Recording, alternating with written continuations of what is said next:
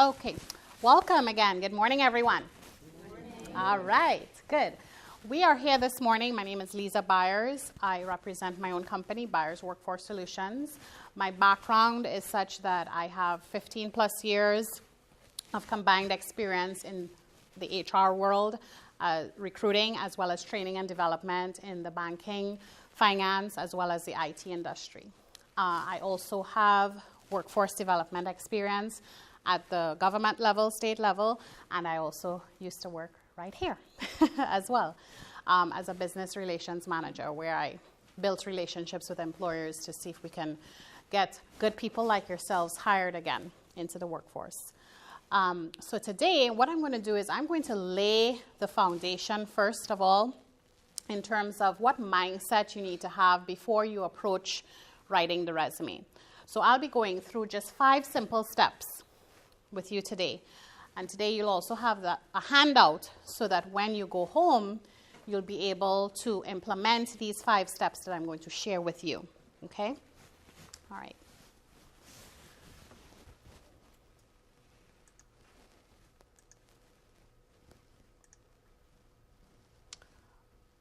Okay. So the topic is how to secure your ideal job in 5 steps in any economy, the smart and courageous way. Okay, the first step is to create your vision. And this is the most important step, and here's why. There are 3 questions you should be answering or asking yourself, rather, before you even begin the job search. And the reason why this is important is because you must always start off with the end goal in mind. What do I mean by that? I mean that you should know what you would like to target and who you would like to target. And by asking yourself these 3 questions, that can lead you to figuring out, well, what is your ultimate end goal? Where would you like to be in your next big role? So the first question you should ask yourself is, who am I? Very simple question, but sometimes what seems so simple is yet so hard to answer. And what this question must answer is not only what are your strengths in terms of your technical abilities, but what do you enjoy doing as well? Because we all have God-given talents and strengths, right? You agree? But some of them we absolutely enjoy doing. It doesn't feel like work at all. And some of these strengths also feel, on the flip side, as if it's a chore. Even though you're great at it, it takes a lot more energy out of you than if you're doing something that you enjoy and that you're great at. Have you ever had any experience like that where you're good at something, but it just gets on your nerves to do it? Okay, we've all been there, myself as well. So that's why it's important to answer that question, who am I? Because it's a combination of not only your technical abilities and your skills as it pertains to your field that you're interested in, but also what do you enjoy doing? So that you can then start positioning yourself and taking an inventory of your skills and strengths before you even start anything, okay? Take an inventory of your skill set. Okay. Now, if you need a little help with that, there are resources out there that can help you do that. You can check with the onetcenter.org. Has anyone ever heard of that website? onetcenter.org. And on that site, you will find something called an interest profiler. And that contains a series of questions. Once you answer it, it leads you to a report that gives you valuable information and insight on occupations that you may be interested in based on how you answered the interest questions, okay? And then, of course, there are skills assessments as well that you can take as well if you want to learn more about your personality and your strengths. There's the DISC assessment, right? Has anyone ever heard of DISC? Yes, right? That's a personality assessment. There's the MBTI assessment. Has anyone ever heard of MBTI? Which tells you about your personality. Yep, the gentleman in the back. You want to come up a little forward? So that we can give you some love. Not so far back up there. Okay, so those are some assessments that you can, just do a Google search on and see if you find some assessments on there. I have them and I offer them to my clients as well, but if it's something that you just want to have without even, having the full services, you can always contact me and I give you access to it, at the cost price of it, of course. They're usually under $50 to do them, okay? Not even $40. It's under $40, okay? All right. What do I want to offer is the next question you have to ask yourself, okay? After you've done an inventory of your skills and your strengths, now you have to decide, well, let's make up a table, split it into two. The strengths and the skills that you enjoy most and the ones that you don't enjoy so much, okay? Because when you then take a look at that list, when you're done with that list, then you can decide, well, what do I want to offer my intended target, okay? Now, if you don't have an intended target as yet, that's fine. At least answer this question. What do you want to offer your next employer? Even if we don't know who you'd like to target yet as your next employer, because we'll come to that in a second, okay? At least know what it is you want to offer. Which of your strengths you want to really, enunciate when you're creating your career marketing kit, okay? And the third question is, who do I want to offer my talent to? Okay? Now, this is the part where you could start brainstorming what are some companies that you would like to work for. Now, if you don't know where to start, there are also resources that you can go to, websites, okay? That same onetcenter.org website gives you like a series, like about 5 to 10 different websites where you can conduct research on companies. Some of those websites off the top of my head would be manta.com, that's manta.com, hoover.com, that's hoover.com. These are websites where you can get company information.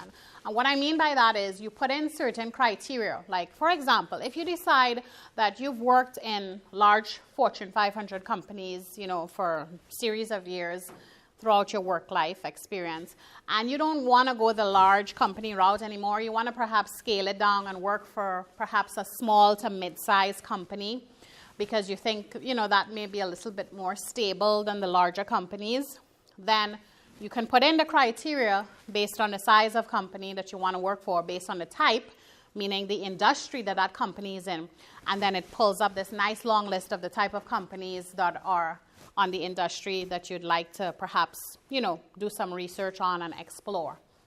And what I mean by that is, because if you notice, I'm going down a path now of getting what I call really laser focused. So for example, you may see when you do a search on companies that you want to check out some technology related companies because, technology excites you. So it doesn't matter how or what it is, you have a background in.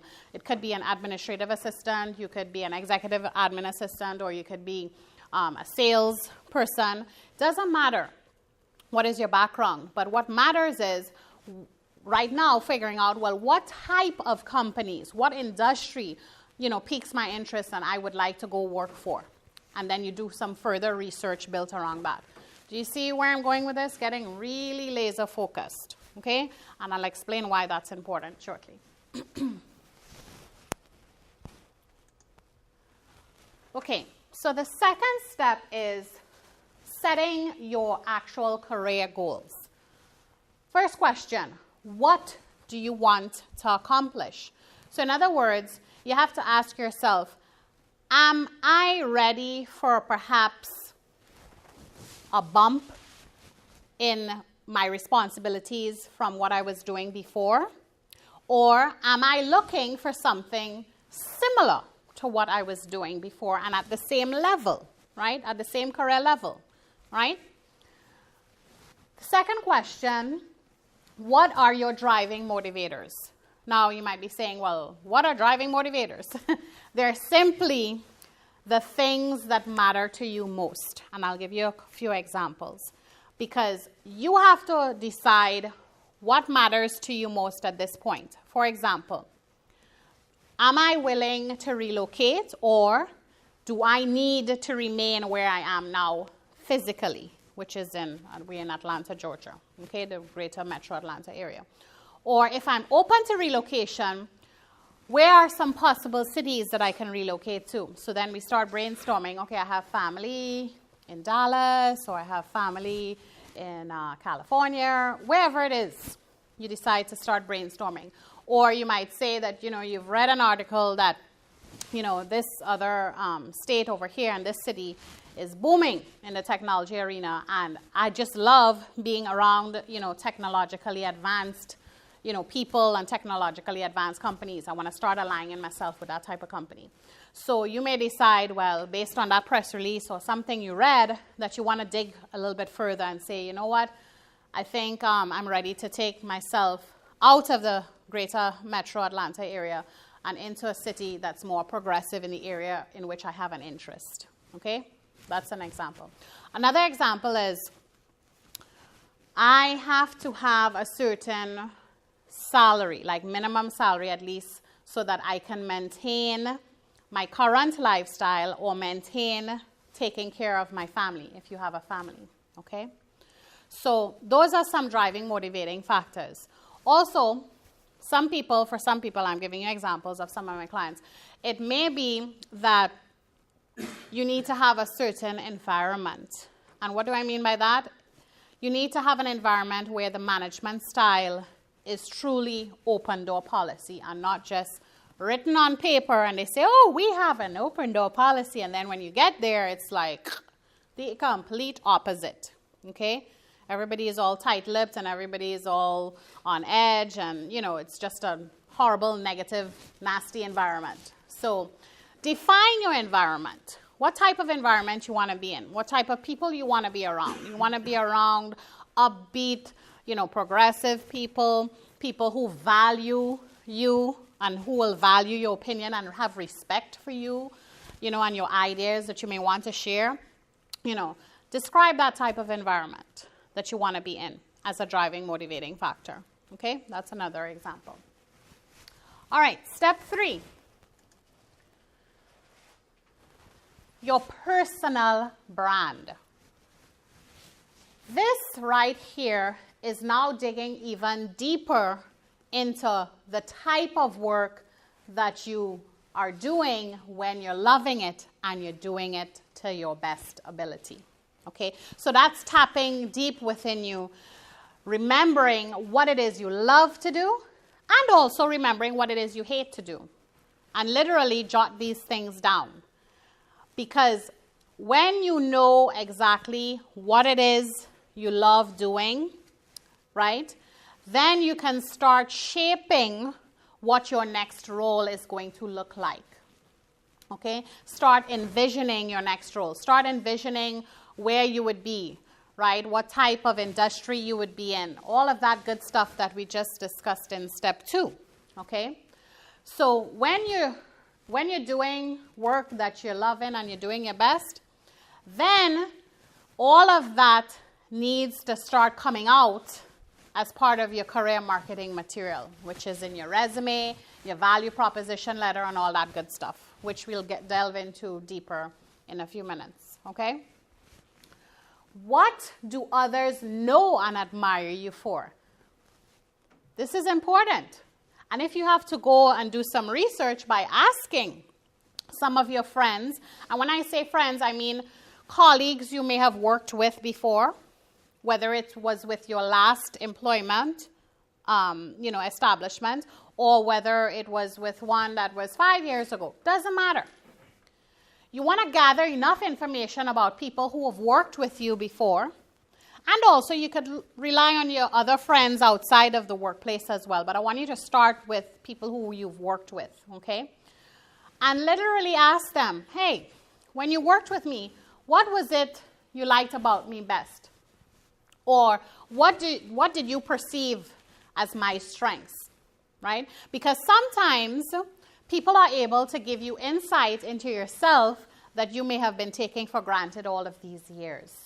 So it's good to get some feedback from people who have worked with you, as well as from your friends, your other friends, and your family that's in your circle as well. So that, again, these are some extra strengths that you can add to that strengths list that you would have done from step 1 and step 2. Okay? The kicker is with this as well, is it can also come in handy for preparing something I call a validation portfolio. Okay, and we'll talk more about that, okay, later on. Now, third, what promised experience is a company going to have when they work with you? Now, if I ask any one of you here that, would you be able to answer me right away off the top of your head? What type of person you're going to be when you're in that environment is what you're asking. Yeah, what type of person are you going to be in that environment? But not only that, beyond that, let's think financials here. So I gave you a hint. How you're going to be, what is your positive to them? Like, for example, if you're administrative assistant and you're ordering something, whatever you did was cost saving towards them. Brilliant. What's your name? Nicole. Nicole. Thank you, Nicole. Brilliant answer. Did you hear Nicole's answer? She was saying, for an example, if you're an administrative assistant and one of your responsibilities is to order inventory, right? To keep the stock room well stocked. So she was saying that in doing that, because the person took their job seriously and they really care about the company's bottom line, she found a way to save the company money. So, again, this plays into the two main things that companies care about, which is when you come to their establishment and they take you on as a team member, how can you save them money or how can you make them more money? Those are the two major things that employers always ask themselves when they're taking a look at your career marketing material. So a question that pops into their mind, another way of putting that is, what's in it for me to hire Nicole? Or what's in it for me to interview Nicole and perhaps consider her as a possible team member, okay, as part of my organization? So that's going into what value, right? Promised experience is also what value can you potentially bring to an employer? Because at the end of the day, that's what they care about. What is going to be the return on their investment in you as an individual? So that's why you also have to start having the mindset of you being you Inc., meaning that you are your own entity. You have a plethora of skills and strengths to offer. But in offering these strengths and skills to an employer, there's going to be some sort of return on investment. You are very valuable. Each of you are very valuable, okay? But you have to discover what is your own value, because you and you alone will know it best other than anyone else. But you have to be willing to ask yourself these questions and then, just take a pen and paper and start jotting down whatever comes to your mind. Do not censor yourself. Because it's simple things, just like a simple example like what Nicole shared here, that nugget about saving money when placing orders. That's golden. And the reason why it's golden is because, again, it plays into the two main things that employers care about. What type of individual are you? Are you the type of individual when you come in here, are you the type of person that just clocks in and clocks out and just does your job and don't care about, anything else in the company? Or are you the type of person that takes your job seriously regardless of what position you hold in that company, right? Because every position in any company, I'm talking about from the janitor up, okay, is important, okay? And the reason why is because your character plays a part in that promised experience that an employer is going to have when they hire you, okay? The mindset of you being that you Inc. Because when you're you Inc., you start thinking like a business owner.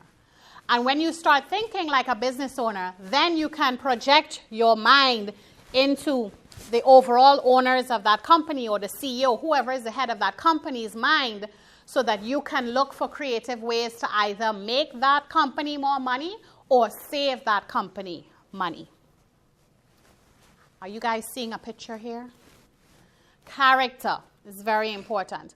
And with the example of the janitor, okay, because I've done like tons of resumes. Doesn't matter whether you're from janitor upwards or truck driver.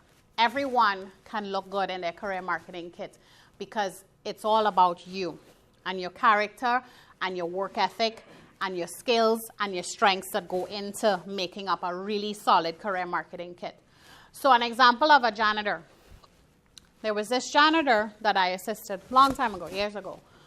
And what he used to do is he would go around, and one of his responsibilities was to replace lights when they, blew out or whatever. So what he did is he did some digging and some research into what would be more energy efficient for the company instead of just putting back the same bulbs that they've been using for all those years.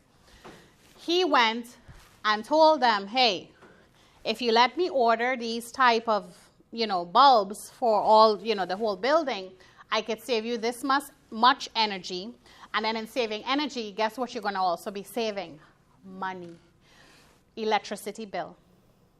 This is a janitor, okay, that's thinking like this. This is, you can go to, like, let's say, he could have been, the ordinary janitor that doesn't really care. They're just looking at their job as, okay, I just come here, sweep, clean, and replace light bulbs and whatever, right? And it's just another paycheck. And have, the whole regular attitude that this is just a job. He didn't have that attitude. So you know what the CEO did? He gave that janitor a raise. You know what he was able to do with that raise? Take care of his family even better and get off of food stamps. That's golden. Okay? So that's why it's important for you to start. It doesn't matter what contribution you make to a company or what is your background here today. I want you to start thinking of yourself as you Inc. So that when you step into someone's establishment, you have that mindset that you are either going to make that company more money or save that company money. And somebody's going to recognize. I guarantee. Okay? All right.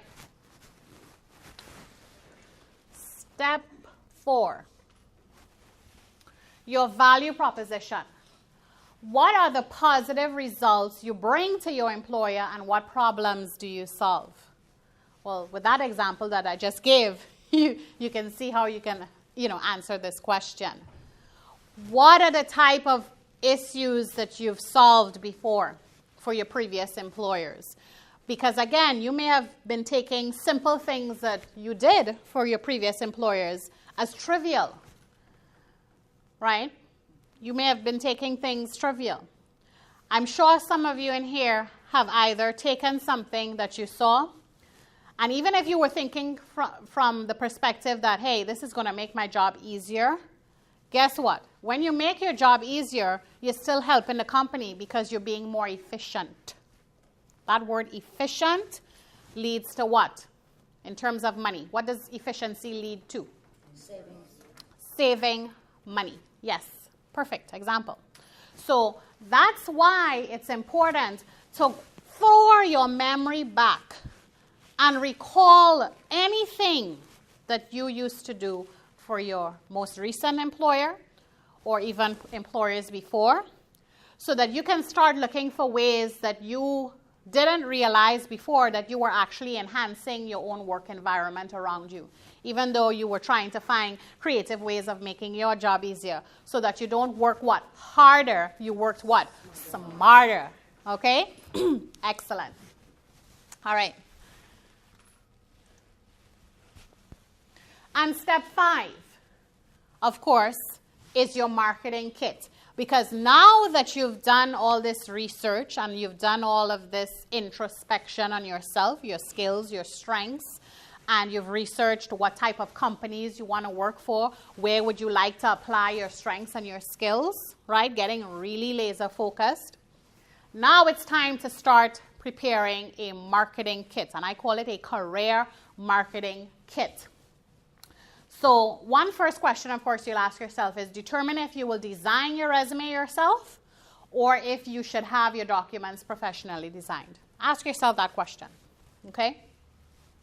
Now, a tip here is that this document here, which is one component of your career marketing kit, your resume, is one of the most critical decisions you'll be making, because it is going to be a representation of you and the potential value that you can bring to an employer. So it can either start opening those doors to more interviews, and more interviews lead to more job offers. And guess what? With more job offers, that means you get to go to what I call the salary negotiation phase. So when you look very valuable on your resume and the rest of your career marketing kit, when you look the part of being valuable, guess what happens? Anyone, take a guess. When you look the part of being valuable, what happens? You become valuable because that's what you're putting out there. You become valuable. Because first you got to believe that you're valuable. You got to believe it, okay? And you got to know it and claim it and own it that you're valuable because of your wealth of experience that you bring, okay? It doesn't matter what your background is. Know that you're valuable, okay? And if you start looking it, then when you get to the salary negotiation phase, guess what you could start doing? Negotiating it right because you've already put it forward. Negotiating for the salary that you what? Deserve. That's golden. Negotiate. It doesn't matter what it is, okay? Like you could say, for example, a simple position like a customer service representative at Blockbuster, okay? Because I've worked there before in my younger heyday, right? So I I never accepted whatever anybody wanted to pay me. I always negotiated. But I could only negotiate if I knew my value, if I owned it, and I was confident in what I could do for that company, okay? So even though I was the new kid on the block, I was always making more than people who were there for a length of time, like 2-3 years, because they just settled and accepted, okay, we pay $7 an hour. That's the pay. Guess what? They have room. They have a budget to pay between $7 to $9 an hour. So it's the ones who ask confidently, right, is the ones who are going to get what they deserve, right? So I came in at $9 an hour. I'm not starting at $7 an hour, okay? Own your value. Know it first and then own it, okay? All right. So these are the 5 steps here that I just went through. So I'll tell you now, congratulations. You've had the courage to take your first step today by listening to this e-course. By identifying who you are, what it is you truly want to offer, and who you want to offer your strengths to, you'll be able to shape your ideal job when you know these things and get very determined in and purposeful in what it is you want, okay? Your assignment for the next 24 hours, no matter how crazy it sounds, is to get in front of a mirror and yell out loud the phrase below. I'm going to say the phrase and then we're going to all say it together. Today, not tomorrow, I am going to fully engage and make change happen. Amen? All right, let's repeat. Let's go. Today, not tomorrow, I am going to fully engage and make change happen. Whatever that change is for you. Okay? I used to have a former boss that told his employees not exactly that. Something similar? Yeah.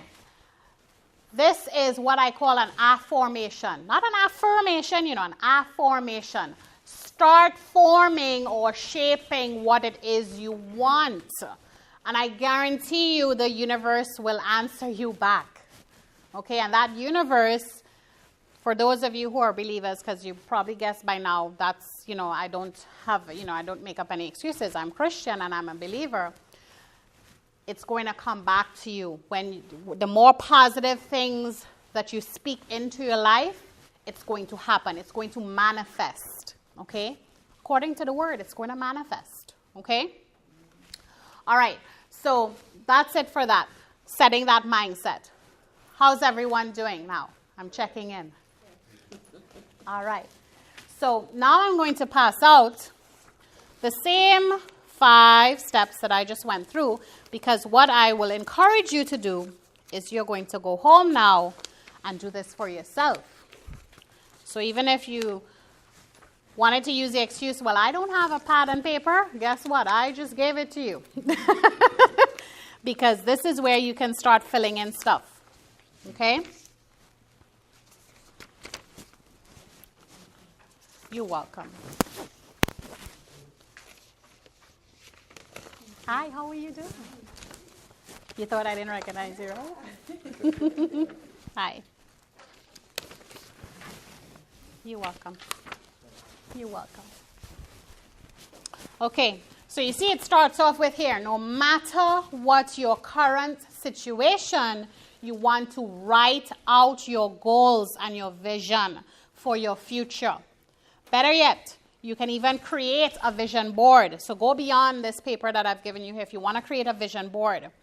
And there's also get your mind off of things as well, whatever is going on right now, okay?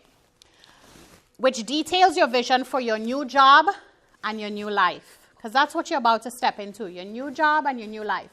Because even regardless of whatever the situation, whether you were laid off or whatnot, this is the time or an opportunity for you now to turn a new leaf and step into something new, okay? So what are you doing, where it may take you, and what it means for you and your family can all be included in that vision, okay? My vision board personally sits hanging above my board, okay? One of my visions when I used to work here is that I would be in business for myself one day and stop working for people and stop operating under people's rules and regulations, because I want to make my own rules and regulations with how I want to do things. Because sometimes when you're in a workplace, you have all these great ideas, and when you take these great ideas, it just falls on deaf ears. So that's why, that was my vision. I put it up there. 5 years later, I'm living my vision. So that's why I'm encouraging you that whatever it is you want, you gotta document it, because it's not going to happen if it's just staying as ideas up there, okay? And I know all of you have creative mind, because he gave us all what? Mind, that creative mind. We just have to tap into it, tap into our inner power, okay?